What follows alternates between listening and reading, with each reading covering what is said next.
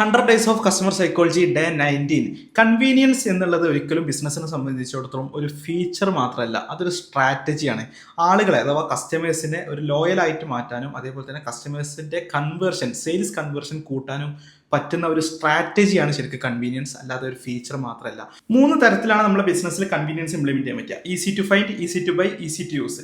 നമ്മൾ ടാർഗറ്റ് ഓഡിയൻസിന്റെ മുമ്പിൽ നമ്മൾ പെട്ടെന്ന് പ്രത്യക്ഷപ്പെടാൻ വേണ്ടിയിട്ട് SEO ചെയ്യണം. അതേപോലെ തന്നെ പൊട്ടൻഷ്യൽ കസ്റ്റമേഴ്സിന് മുമ്പിൽ നമ്മൾ അവയർനെസ് ജനറേറ്റ് ചെയ്യാൻ വേണ്ടിയിട്ട് കണ്ടന്റ് ക്രിയേഷൻ ചെയ്യുക. നമ്മുടെ ബിസിനസ് ഒരു ആപ്പ് ആണെങ്കിൽ അതിലുള്ള കസ്റ്റമേഴ്സിന് റെക്കമെൻഡേഷൻസ് കൊടുത്തുകൊണ്ടും നമ്മുടെ ഈ കൺവീനിയൻസ് ഉറപ്പുവരുത്താൻ പറ്റും. പർച്ചേസ് ചെയ്യുന്ന സമയത്ത് മാക്സിമം ഫ്രിക്ഷൻ ഒഴിവാക്കിയിട്ട് സിമ്പിൾ സ്റ്റെപ്പ് ആക്കണം.